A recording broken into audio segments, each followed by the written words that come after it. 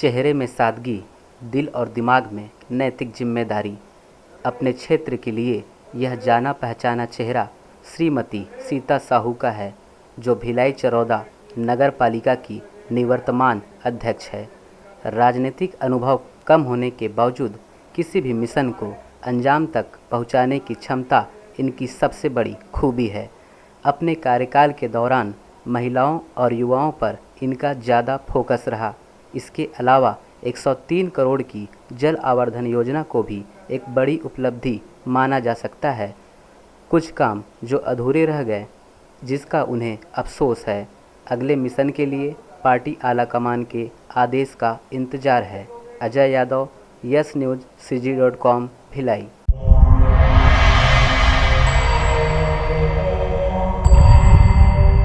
नमस्कार, yes news के इस बेहद खास कार्यक्रम में आज हमारे साथ मौजूद है भिलाई 3 चरौदा नगर पालिका की प्रथम महिला अध्यक्षा, जिन्हें प्रथम महिला अध्यक्षा होने का गौरव प्राप्त हुआ है, श्रीमती सीता साहू जी। सीता साहू जी, बहुत बहुत स्वागत है हमारे इस कार्यक्रम में आपका। चूँकि भिलाई 3 चरौदा नगर पालिका को निगम का दर्जा प्राप्त हो चुका है, इसलिए जितने भी अध्यक्ष समेत जितने भी जनप्रतिनिधि है, सभी का कार्यकाल शून्य हो चुका है। अभी व्यवस्था जो है प्रशासन के हाथों में है। तो आइए हम जानते हैं कि सीता साहू जी से कि उनका पदभार ग्रहण करने से लेकर के उनका कार्यकाल समाप्ति तक इनका सफ़र कैसा रहा, इनका अनुभव कैसा रहा। मैडम, ये बताएंगे कि आपका 5 साल का अनुभव कैसा रहा, आपका कार्यकाल कैसा रहा? जी, मेरा पूरा कार्यकाल का अनुभव एक चुनौतीपूर्वक रहा। जिस जनता ने मुझे विश्वास के साथ जो चुना था, उस विश्वास में मैं खरा उतरूं और अच्छे से बेहतर काम करूं और जनता के हिसाब से क्षेत्र में काम की हूँ मैं और जनता को भगवान मानकर उसका सेवा की हूँ मैं। मेरी प्रयास रही है कि मैं जनता की भरपूर सेवा करके उसके अनुरूप मैं काम करूँ। मैडम, ये बताएंगे कि आप इन सफ़र के दौरान, आपके कार्यकाल के दौरान, कि आप सत्ता पक्ष के भी सदस्य रहे, कांग्रेस के भी रहे, भाजपा के भी रहे, तो उनका कितना साथ मिला आपको? मेरे कार्यकाल में पक्ष और विपक्ष का दोनों का भरपूर सहयोग मिला, क्योंकि मैं राजनीति से ऊपर उठ के सभी वार्डों में एक बराबर समान जो है विकास काम करवाई हूँ, जिससे हमारे पूरे पार्षद खुश थे और जनता भी खुश थे और बेहतर काम इस क्षेत्र में हुआ है। मैडम, ये बताएं कि आपको किन किन चुनौतियों का सामना करना पड़ा अपने कार्यकाल के दौरान? मेरे कार्यकाल के समय ऐसे बहुत सारी चुनौती आई है, जिससे चुनौती का मैं सामने भी की हूँ। जैसे हमारे प्रशासनिक अधिकारी कर्मचारीगण हैं, अगर थोड़ा से और ज़्यादा मेरे को सहयोग करते, जो क्षेत्र का स्वरूप और मैं बदल सकती थी। और लास्ट समय जैसे अंत में, कार्यकाल के अंत में बड़ा नेता का भी सामना करना पड़ा, लेकिन मैं मन को विचलित नहीं की और उसका भी डट के सामना करके मैं काम की हूँ इस क्षेत्र में। और दफ्तरों का भी मैं चक्कर लगाई, मंत्रियों के दरवाज़ा भी खटखटाई और उसका लाभ भी मिला और मैं अच्छी बजट लाके क्षेत्र का विकास भी करवाई हूँ। ये चुनौती भरी जो बात आई, उसको भी मैं सामना करके क्षेत्र की जनता के प्रति मैं यहाँ पर सहानुभूति की हूँ।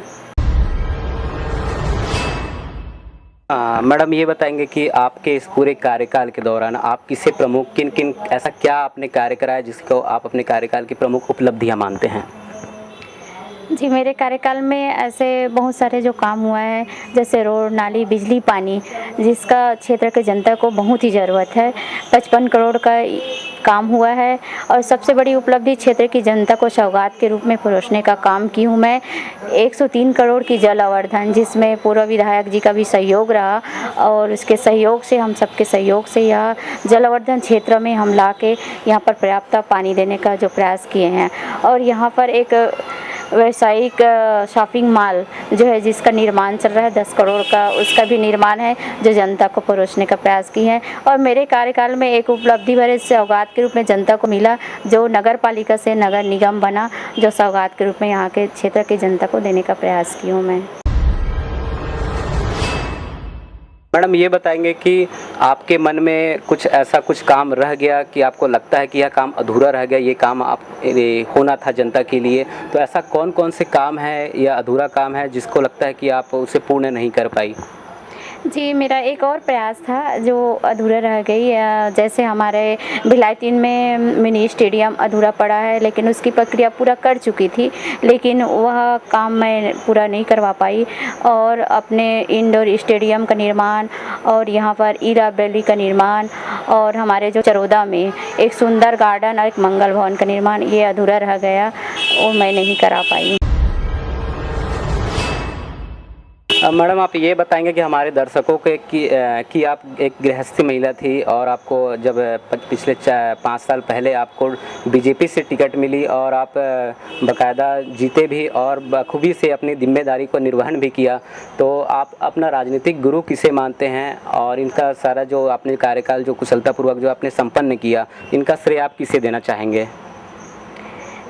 मेरे राजनीति में आने का मैं श्रेय अपने पति श्री प्रेमलाल साहू को देना चाहती हूँ, क्योंकि वो अच्छा राजनीतिज्ञ है और कोई भी परिवार के बगैर आगे नहीं बढ़ सकता। जब तक परिवार के लोग ही यानी घर से बाहर निकलने का जो आदेश देते हैं तभी सहयोग मिलता है, और उसकी के सहयोग से मैं आज इस पद पर आई हूँ, क्योंकि समाज सेवा करती थी, समाज के साथ साथ राजनीति में मेरे पति के बदौलत आई हूँ। और मेरा आदर्श जो है आदर्श मानती हूँ, मेरे जो है प्रदेश के ओजस्वी मुख्यमंत्री डॉक्टर रमन सिंह को मैं आदर्श मान के इस राजनीतिक क्षेत्र में आगे बढ़ी हूँ।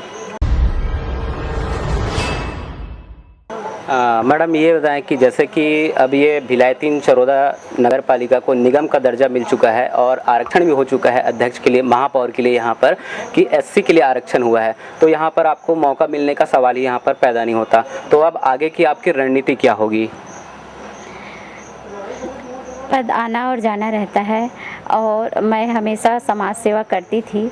समाज के साथ साथ मैं राजनीति में आई हूँ और राजनीति में जो हमारे पार्टी के लोग जैसे मेरे को आदेश करेंगे उसके हिसाब से मैं क्षेत्र में काम करूँगी।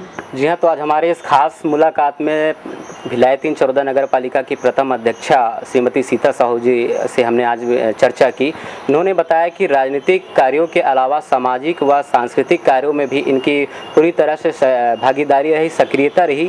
और इनसे हमने पूछा कि अब चूँकि एससी हो चुका है, अब इनका आगे की रणनीति क्या होगा। तो सीता साहू जी का कहना है कि आगे जो बीजेपी जो भी पार्टी आला कमान जो भी निर्देश करते हैं उनके हिसाब से ये काम करेंगी।